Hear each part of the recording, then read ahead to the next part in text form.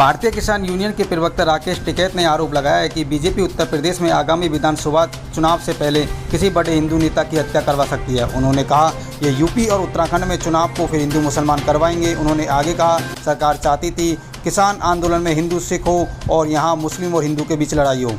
हरियाणा के सिरसा में किसान सम्मेलन में हिस्सा लेने पहुंचे भारतीय किसान यूनियन के नेता राकेश टिकैत ने बीजेपी सरकार पर बड़ा आरोप लगाया है। टिकैत ने कहा है कि यूपी चुनाव से पहले किसी बड़े हिंदू लीडर की हत्या होगी। उन्होंने कहा कि इससे बचकर रहना और ये किसी बड़े हिंदू लीडर की हत्या करवाकर देश में हिंदू मुसलमान करके चुनाव जीतना चाहते हैं। किसान नेता टिकैत ने कहा कि बीजेपी से खतरनाक कोई दूसरी पार्टी नहीं है। जिन लोगों ने बीजेपी बनाई थी आज उन नेताओं को भी घर में कैद किया हुआ है।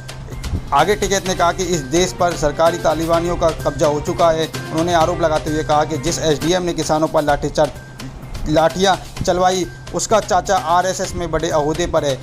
इन सरकारी तालिबानियों का पहला कमांडर करनाल में मिल चुका है। अगर ये हमें खालिस्तानी कहेंगे तो हम इनको तालिबानी कहेंगे। राकेश टिकैत ने कहा है कि जिस तरह से असम में चाय बागानों के किसानों को उद्योगपतियों ने बर्बाद किया है उसी तरह से अब हिमाचल के किसान बर्बाद होंगे।